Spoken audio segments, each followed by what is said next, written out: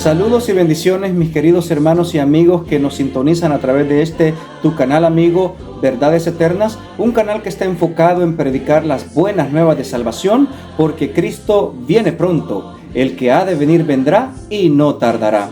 Nuevamente te extendemos una grata y cordial bienvenida a la lección de la escuela sabática, la lección número 7 ya para este trimestre.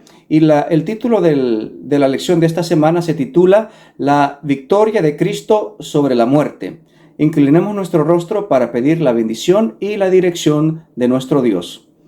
Amado Padre que estás en los cielos, santificado y glorificado sea tu nombre. Te damos gracias, Señor, porque nos permites estudiar tu santa y bendita palabra. Pedimos, Señor, humildemente la dirección de tu Santo Espíritu para que podamos entender lo que leemos. Bendiga de igual manera, Señor, a las personas que están siendo edificadas a través del estudio bíblico, a través de estos videos, y que las personas puedan ser instruidas y puedan ser guiadas a la verdad. Te lo pedimos en el nombre de Jesús. Amén y amén. El versículo de memoria para esta semana lo encontramos en el libro de Apocalipsis, capítulo 1, versículo 17 y 18. Y leo la palabra de Dios. Cuando le vi caí como muerto a sus pies, y él puso su diestra sobre mí, diciéndome, no temas, yo soy el primero y el último, y el que vivo y estuve muerto, mas he aquí que vivo por los siglos de los siglos. Amén. Y tengo las llaves de la muerte y del Hades. Cuando Juan el revelador o el discípulo amado escuchó estas palabras, él se encontraba en la isla de Patmos. Recordemos de que la mayoría de los discípulos murieron de muertes atroces, e inclusive cuenta un historiador bíblico que a Juan lo quisieron, o lo metieron más bien, en una olla de aceite hirviendo, pero él no murió, el Señor lo protegió, y de esta manera lo trasladaron, o lo desterraron, más bien dicho, a una isla desierta en medio del mar llamada la isla de Patmos, donde ahí dejaban a los prisioneros más peligrosos del Imperio Romano. Y en esta isla el Señor se le presentó a Juan, el discípulo amado, y le dio una visión de las cosas que iban a acontecer hasta el fin del mundo. Y entre esas visiones, lo primero que él ve fue al Hijo de Dios en su forma glorificada, o en su cuerpo glorificado. El apóstol San Juan lo describe con ojos como llama de fuego, que sus vestidos resplandecen, sus pies son como bronce bruñido, y es una forma impresionante, magnífica, la descripción del Hijo de Dios en su forma o en su cuerpo glorificado. Y es ahí donde Juan cae desmayado o como muerto a sus pies.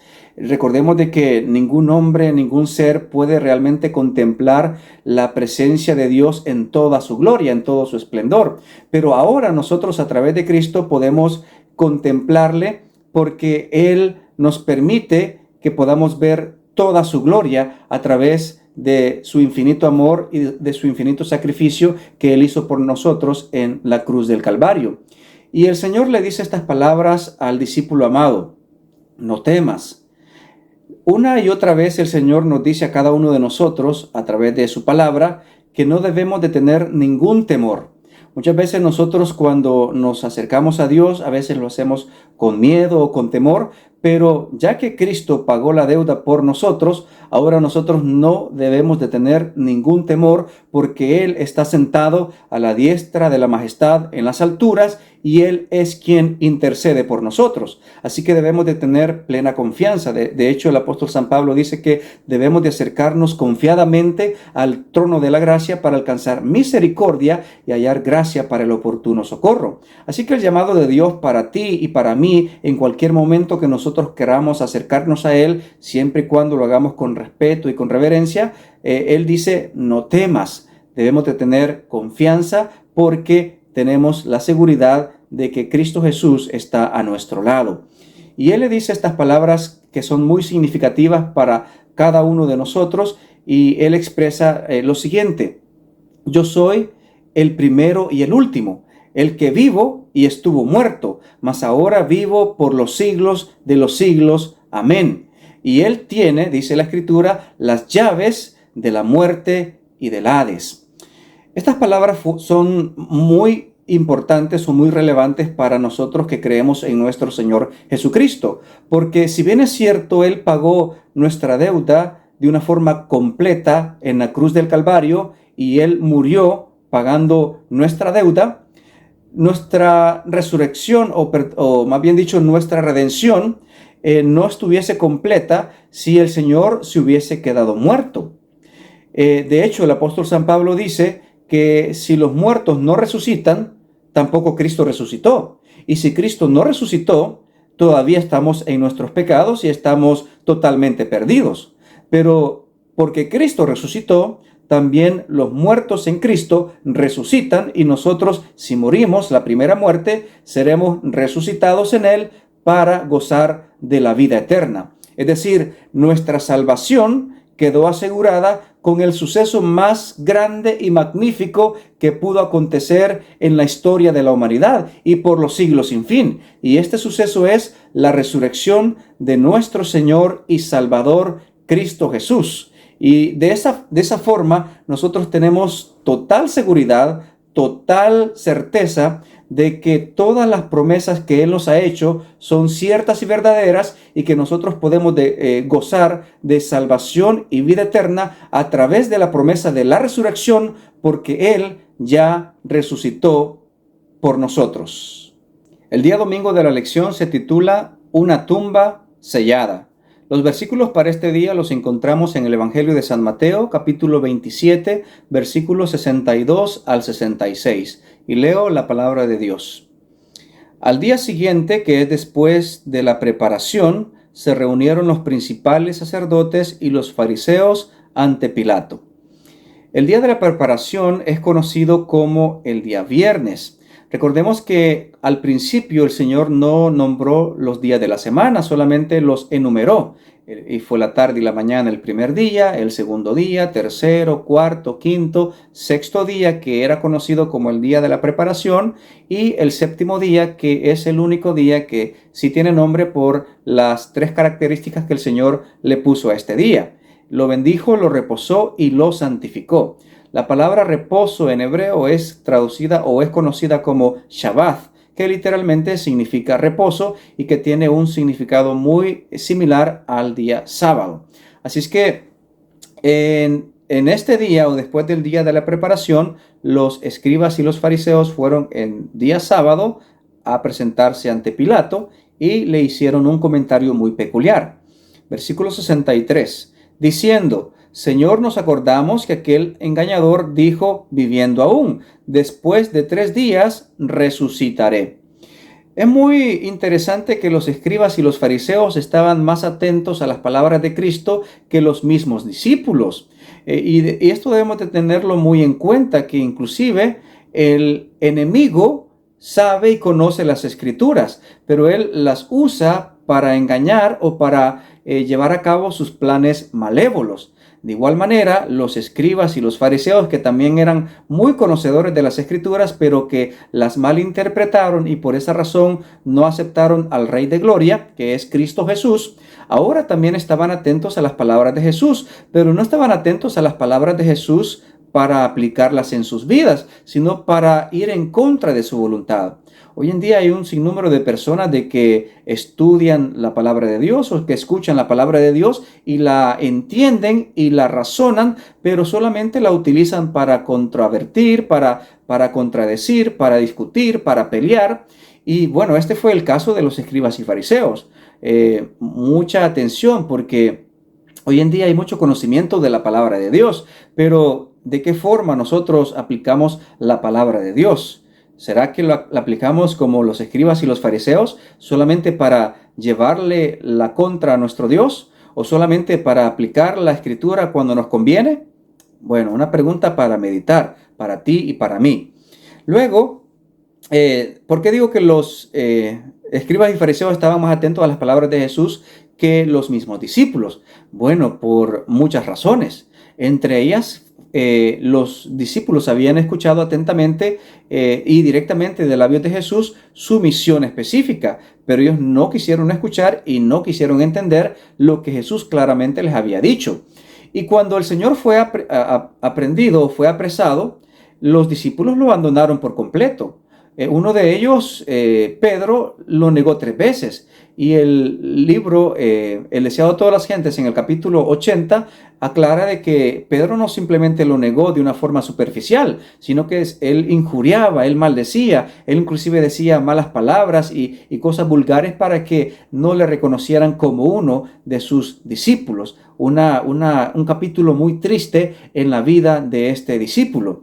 Y esto pues nos debe de llamar la atención a ti y a mí, porque tal vez tú y yo conocemos del Señor, pero hay circunstancias a veces en las que estamos en aprietos, y para que no reconozcan que somos cristianos, empezamos a decir vulgaridades, empezamos a hablar chistes obscenos o palabras obscenas, y de esa manera estamos también negando a nuestro Señor con nuestras palabras, con nuestras actitudes o con nuestras acciones. Recordemos de que lo que antes se escribió para nuestra admonición, para los que hemos llegado al final de los siglos. Dice el versículo 63, diciendo Señor, nos acordamos que aquel engañador dijo, viviendo aún después de 3 días, resucitaré. Es decir, ellos tenían presente las palabras de Jesús y como que había cierta inseguridad de que esto podría ser cierto, pero ellos aparentemente querían asegurarse de que Cristo no iba a resucitar de entre los muertos. Y le dicen a Pilato, manda pues, versículo 64, que se asegure el sepulcro hasta el 3er día. No sea que vengan sus discípulos de noche y lo hurten y digan al pueblo, resucitó de entre los muertos, y será el postrer error peor que el primero. Ellos aseguraban de que Cristo era un impostor y que era un error todo lo que él decía, que él era un mentiroso y que era un falso, que era un farsante y que era un impostor. Pero que si, ya que habían logrado la muerte, y no solamente la muerte, sino que lo martirizaron como ellos quisieron, se mofaron de él, se burlaron de él, todo lo que quisieron. Pero ahora, aún así ya muerto, el odio en contra de Jesús seguía vivo en sus corazones, porque a pesar de que ya estaba muerto, ellos querían asegurarse de que las palabras de Cristo no se cumpliesen. Es decir, ellos tenían la noción de que esto podría suceder, pero con la excusa de que sus discípulos lo podrían hurtar, le insinuaron a Pilato que pusiera una guardia romana para que el Señor Jesús no resucitara de entre los muertos. Y luego dice el versículo 65, y Pilato les dijo, ahí tenéis una guardia, id, aseguradlo como sabéis. Versículo 66. Entonces ellos fueron y aseguraron el sepulcro, sellando la piedra y poniendo la guardia. ¿Qué tanto esfuerzo en contra de Jesús? ¿Qué tanto trabajo en contra de nuestro Señor? A pesar de que ya estaba muerto, a pesar de que habían logrado su cometido, entre comillas. ¿Por qué digo entre comillas? Porque bueno, este siempre fue el plan de Dios, pero no de que su mismo pueblo lo crucificara. Él tenía que morir, sí, pero no de esta forma vil en manos de los romanos y instigado por los escribas y los fariseos. Pero ellos, a pesar de que Jesucristo había muerto, seguían abrigando odio, envidia, rencor, y tenían cierta expectativa de que esto podría suceder. En la mente de los escribas y los fariseos, si esto ocurría, ellos pidieron una guardia romana para que lo volvieran a matar tal vez, o para que se aseguraran de que el Señor no saliera de la tumba, porque lo pusieron en la tumba y le pusieron una piedra enorme, y la tumba quedó totalmente sellada. ¿Cuánto esfuerzo en contra de nuestro Señor Jesucristo? ¿Y esto qué tiene que ver con nosotros?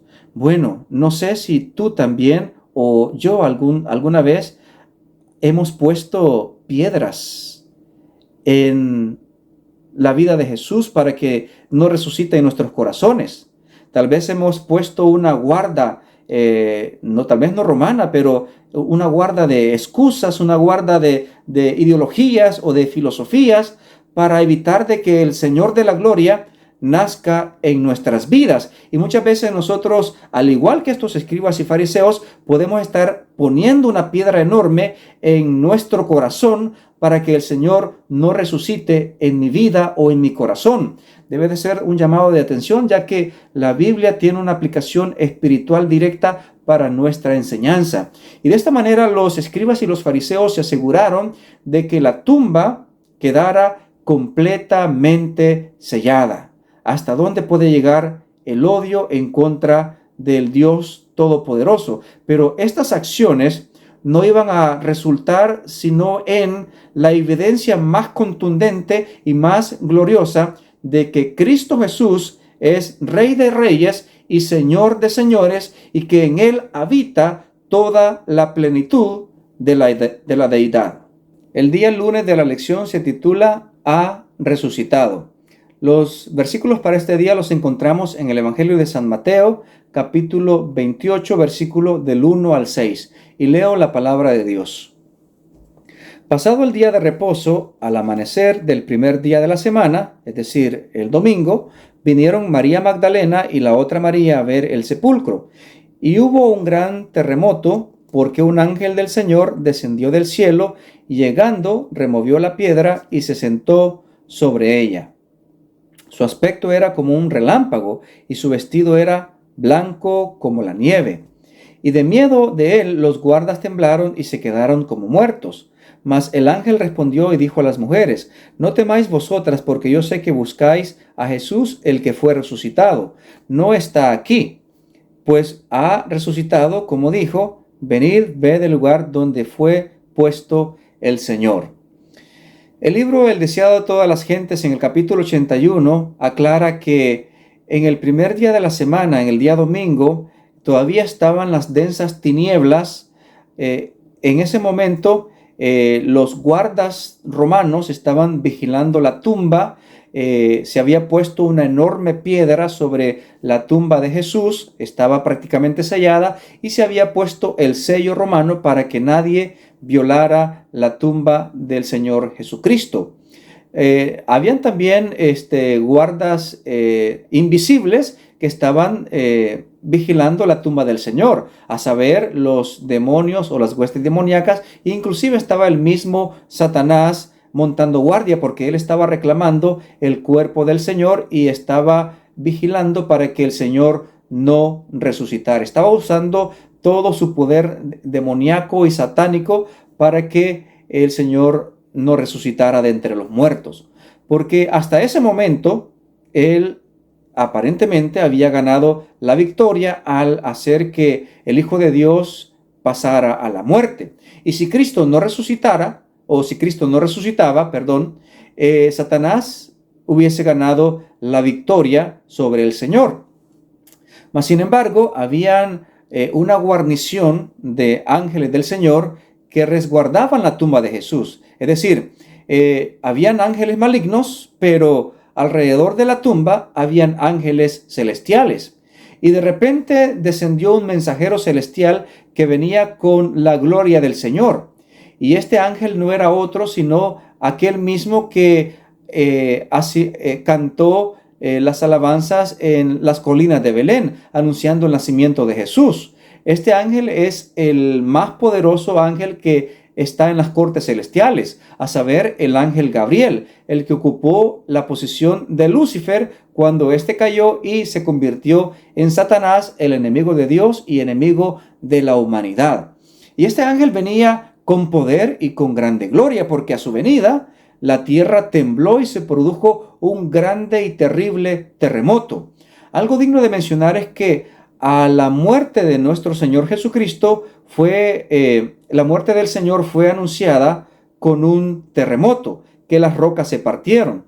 La resurrección también iba a ser anunciada con un terremoto a la venida de este ángel poderoso.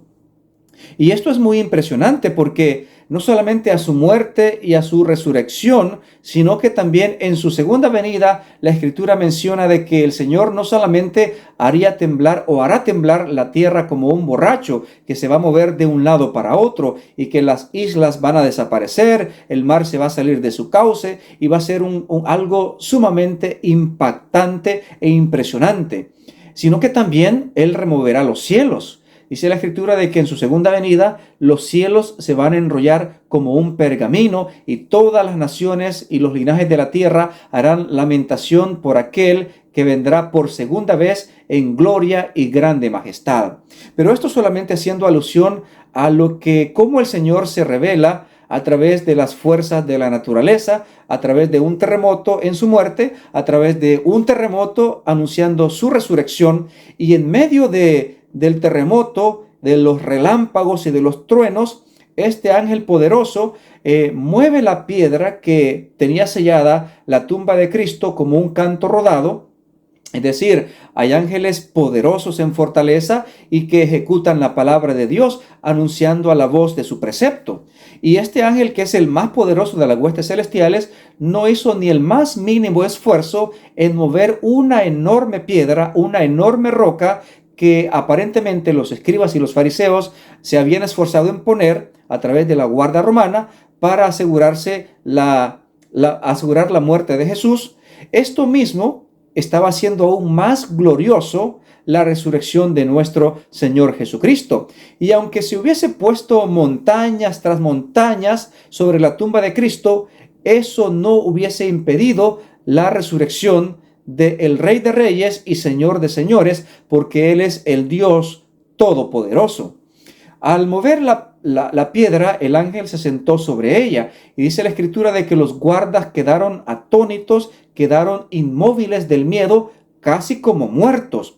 Hombres valientes que nunca habían tenido temor sobre la batalla y sobre la espada o la jabalina, que nunca habían tenido ningún temor sobre ninguna situación humana.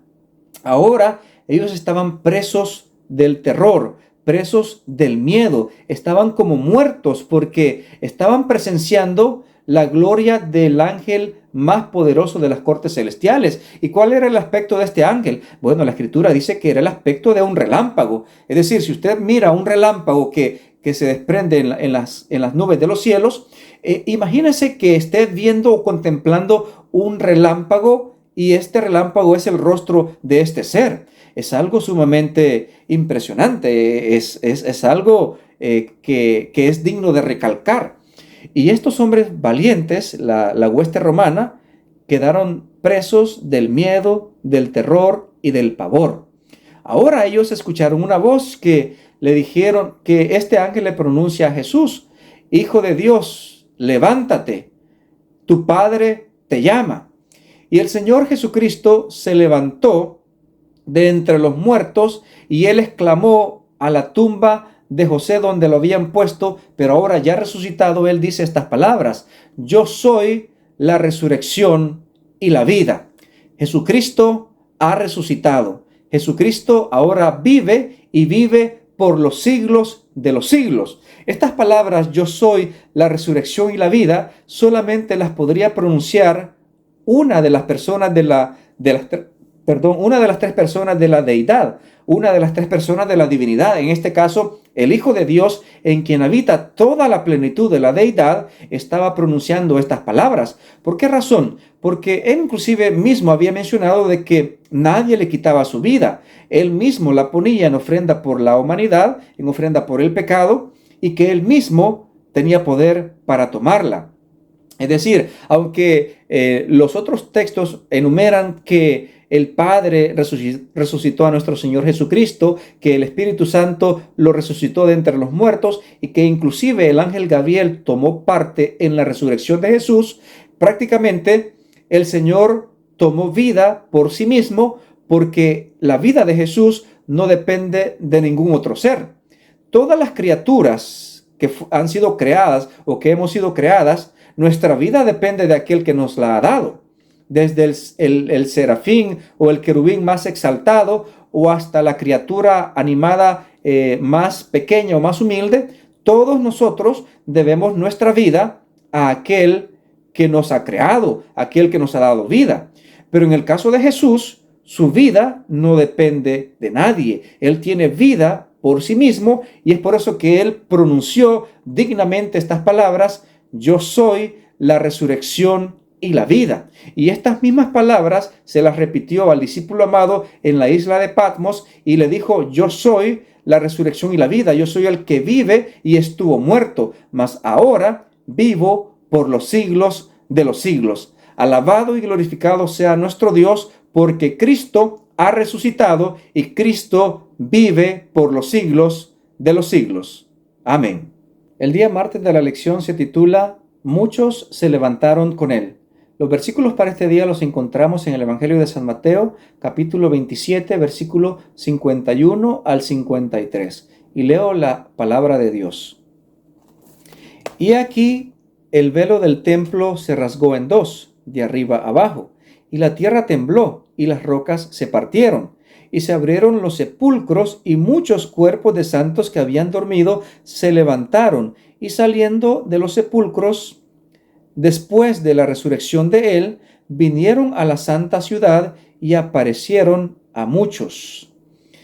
Wow, es impresionante que a la muerte de Jesucristo muchas de las tumbas se abrieron por causa del terremoto y las rocas se partieron. Y a la resurrección de Cristo, dice la Escritura, de que muchos cuerpos de los santos que dormían resucitaron juntamente con el Señor y que aparecieron en la santa ciudad y decían que ellos habían resucitado por el poder de Cristo y que habían resucitado juntamente con Él. Es interesante que mientras Jesucristo estuvo en su ministerio en la tierra, resucitó a algunas personas, como fue el caso del hijo de la viuda de Naín, la hija de Jairo, y la resurrección más prominente que fue la resurrección de Lázaro. Esto lo estudiamos las lecciones anteriores. Pero estos muertos que el Señor resucitó, resucitaron mortales, es decir, sujetos a la muerte, porque no habían sido revestidos de inmortalidad.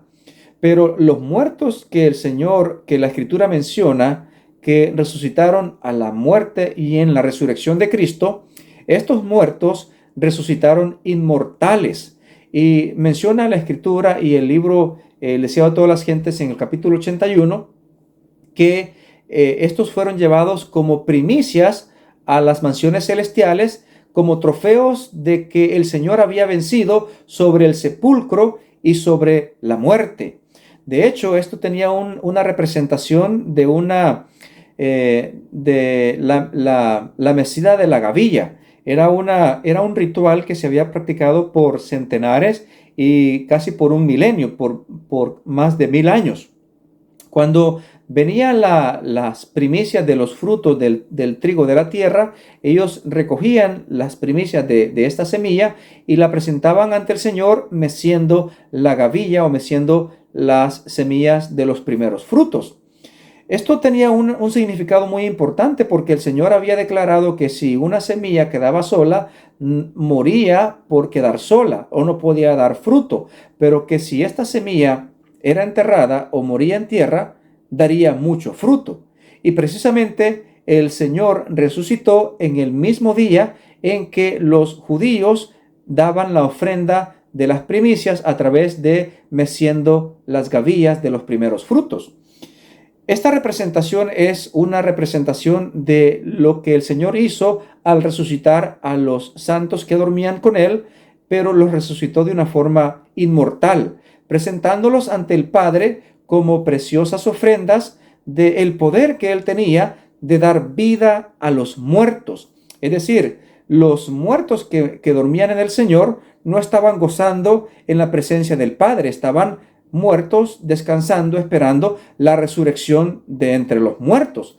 Por eso cuando Cristo resucita, también resucitó a muchos de los santos que dormían y los llevó como primicias ante el Padre, como trofeos, menciona el espíritu de profecía, para que se declarara que realmente el Señor tiene el poder sobre el sepulcro y sobre la muerte. Así que de esta manera, el mensaje mentiroso que los escribas y fariseos pusieron sobre los soldados que aceptaron el soborno y dijeron la mentira que ellos les habían impuesto a través de comprarles su voluntad, fue desmentida totalmente a través de la resurrección de estos santos que resucitaron al momento que el Señor Jesucristo resucitó. De esta manera, la resurrección de Cristo fue evidente y fue totalmente contundente a través del testimonio de estas personas que resucitaron juntamente con Él.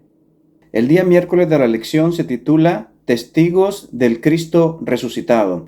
Los pasajes bíblicos para este día los encontramos en el libro de San Juan, capítulo 20, versículo 11 al 29, y Primera de Corintios, capítulo 15, versículo 5 al 8. Leeré primero este texto y luego vamos a comentar el texto del Evangelio de San Juan.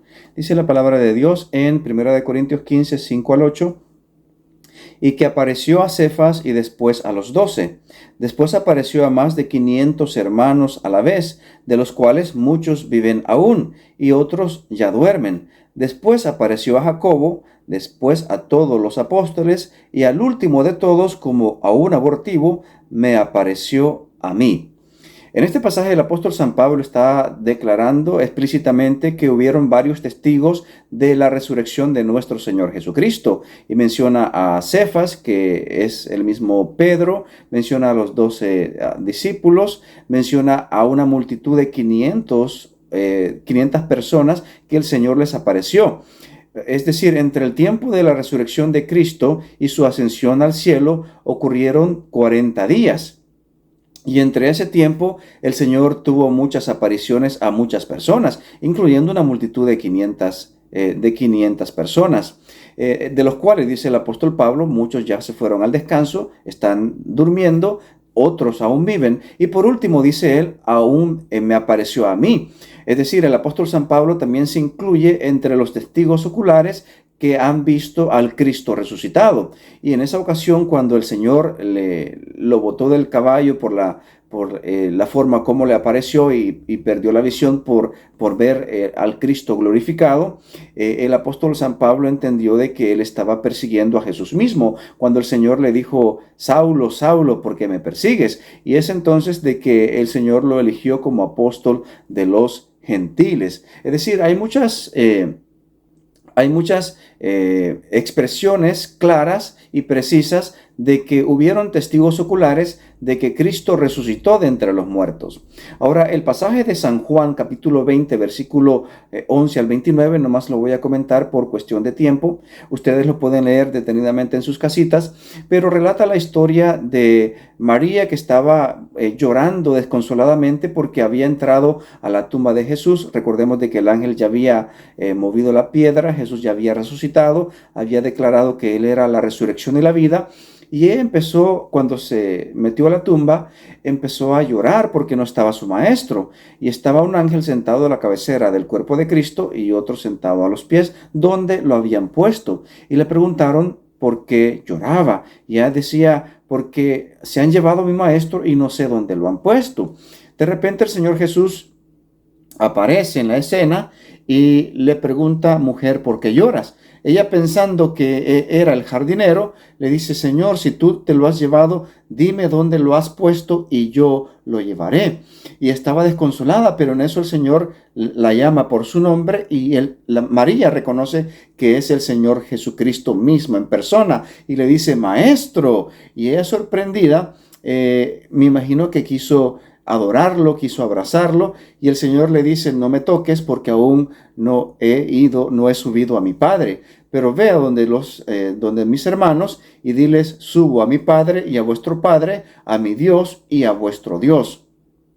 Y en este contexto bíblico nosotros podemos aprender importantes lecciones, que si María hubiese puesto atención a las palabras de Cristo, ella no tuvo la necesidad de estar llorando desconsoladamente, porque el Señor claramente les avisó de su martirio, de su crucifixión, de su muerte, y que Él iba a resucitar al tercer día.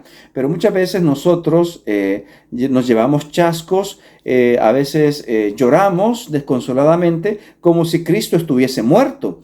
Pero nosotros no tenemos ningún motivo de estar tristes, ningún motivo de estar desconsolados o chasqueados, porque Cristo Jesús ha resucitado. Yo no sé cuál sea tu preocupación en este día, yo no sé cuál sea tu problema en este momento, yo no sé cuál sea la enfermedad que tú estés padeciendo, o yo no sé la situación por la cual tú estás sufriendo.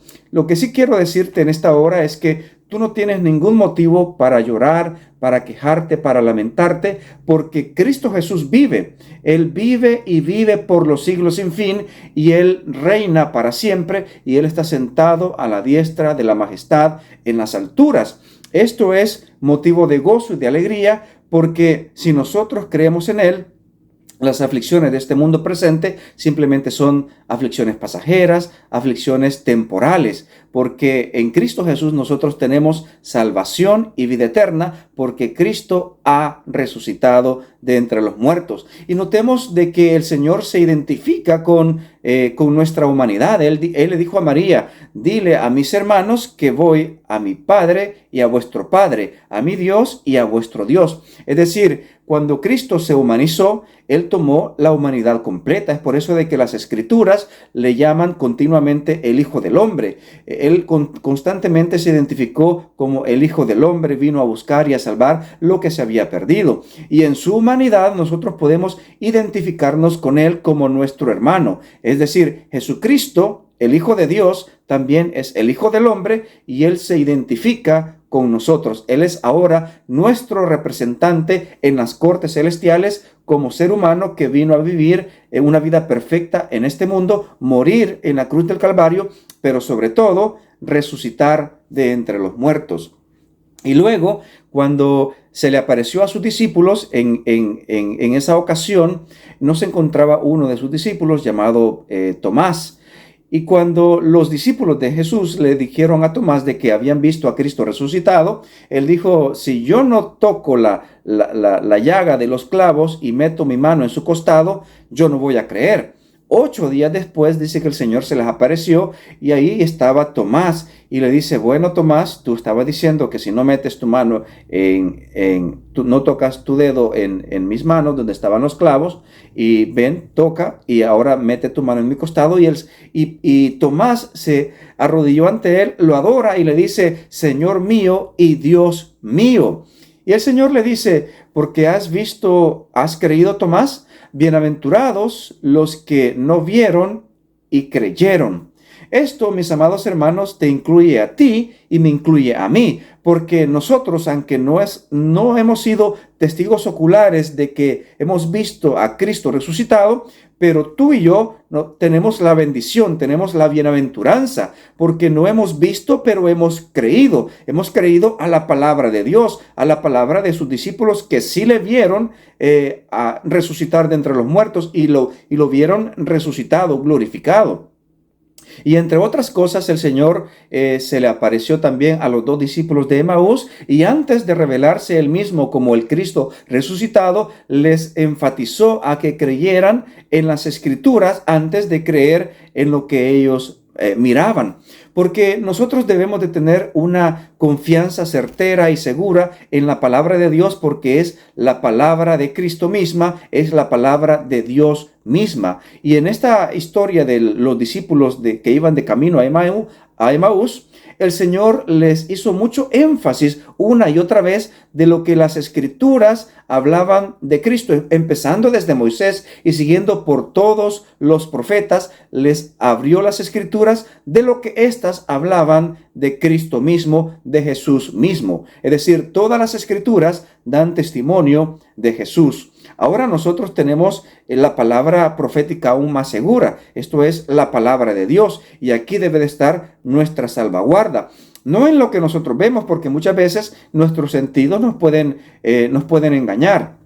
Mas, sin embargo, si nosotros leemos con confianza la Escritura y la aceptamos como palabra de Dios, tenemos un ancla firme, un ancla segura, porque el Señor aseguró de que su palabra no pasará. Es decir, el cielo y la tierra pasarán, pero su palabra, todo lo que está escrito, se tiene que cumplir al pie de la letra. Ni una jota, ni una tilde pasará sin que todo se cumpla. Así que cuando nosotros abrimos los tesoros de la palabra de Dios, tenemos fundamento sólido, fundamento seguro, porque estamos siendo fundamentados en la misma palabra que el Señor inspiró con su Santo Espíritu. Así que nosotros también podemos ser testigos a través de la palabra de que Cristo ha resucitado. El día jueves de la lección se titula Primicias de los que durmieron.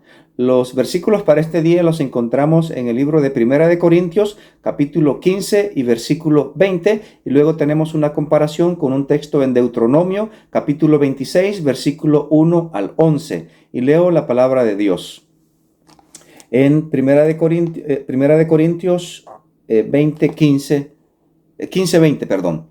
Mas ahora dice la palabra de Dios: Cristo ha resucitado de los muertos, primicias de los que durmieron es hecho. En el otro versículo de Deuteronomio, capítulo 26, 1 al 11, nosotros encontramos que el Señor había dejado un mandato cuando los israelitas fueron puestos en la Canaán terrenal. Cuando ellos se establecieran en la tierra de Canaán, tenían que sembrar la tierra, y desde el mismo día de que ellos empezaron a sembrar, el maná cesó de caer. Y de esta manera los israelitas empezaron a cegar, a sembrar la tierra, y tenían que presentar las primicias de los frutos como una ofrenda al Señor, reconociendo que Él es el dador de todas las dádivas que nosotros tenemos y que nosotros poseemos. Esta práctica aún la tiene la Iglesia Adventista del Séptimo Día, y nosotros podemos llevar las primicias de nuestro fruto, de nuestro trabajo, ante el Señor y presentarlo como una ofrenda. Podría ser, por ejemplo, el primer cheque del año que nosotros empezamos a trabajar. Cada año puede llevarse los frutos de las primicias. Esto tiene una lección muy importante. ¿Por qué razón? Porque el Señor Jesucristo mismo había ejemplificado su vida misma como el grano que no lleva fruto sino muere. Y el Señor dijo, puso esta parábola diciendo de que si el grano permanece y no muere, este no lleva fruto. Pero para que el grano lleve fruto, tiene que ser muerto, enterrado en la tierra, y luego este produce una espiga, y luego la espiga produce fruto. Y de esa manera nosotros podemos reconocer que a través de toda la naturaleza hay lecciones importantes de abnegación al yo y de un sacrificio para honra y gloria de nuestro Dios. Porque así como los árboles frutales, así como las hierbas del campo, los frutos de la tierra, el arroz, los frijoles, la cebada, el maíz, todo tiene que ser producido a través de un grano que es enterrado en la tierra, y luego este produce mucho fruto.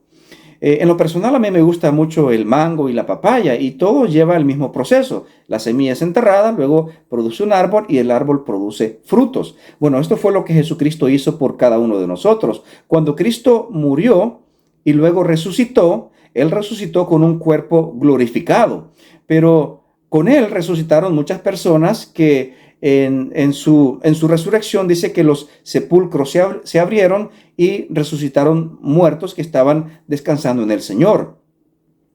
Ahora, cuando Cristo se le apareció a sus discípulos, Él, aunque tenía un cuerpo glorificado, aún tenía las marcas de su crucifixión, y el incrédulo Tomás pudo reconocer al Señor cuando puso su dedo en su mano y en su costado.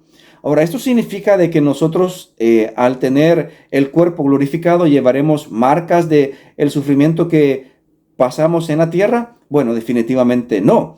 El único ser que llevará las marcas de su martirio y que va a ser el único recuerdo del pecado que exista en el universo por las edades sin fin, serán las marcas de Cristo Jesús en sus manos, en su costado.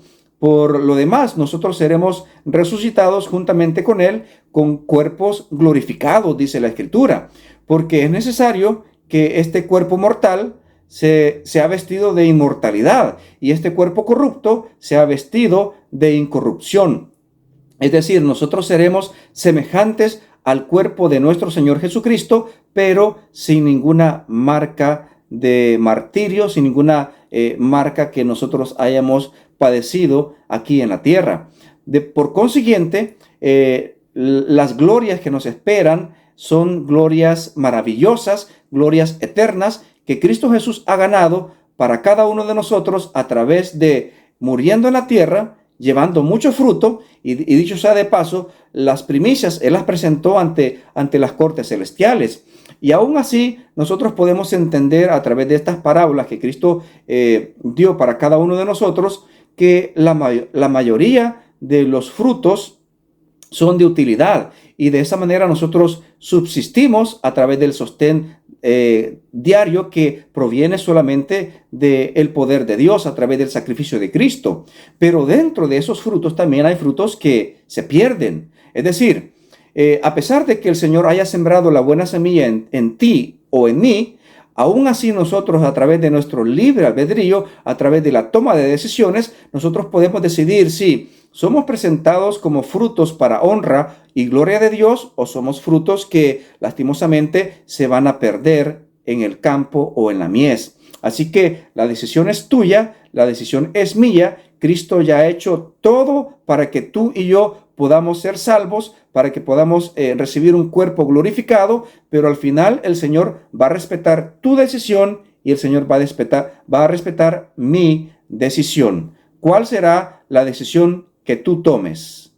Muy bien, mis queridos hermanos y amigos, muchas gracias por quedarte hasta el final de este video. Si este video fue de edificación y de bendición para tu vida, te sugiero que lo puedas compartir, que te puedas suscribir a nuestro canal si no estás suscrito, que puedas darle un like, que puedas dejar tus comentarios, y quiero extenderte nuevamente para que nos acompañes la próxima semana con la temática de la lección de la escuela sabática. Sería la lección número 8 para la próxima semana, y el tema de la próxima semana se titula La esperanza del Nuevo Testamento. No me despido de ti sin antes aclararte que este canal Verdades Eternas es un canal que está enfocado en predicar las buenas nuevas de salvación, porque Cristo viene pronto. El que ha de venir vendrá y no tardará. Que Dios te bendiga y te guarde, que Dios haga resplandecer su rostro sobre ti y que Dios tenga de ti misericordia, que Dios alce a ti su rostro y que Dios ponga en ti paz. Hasta la próxima semana.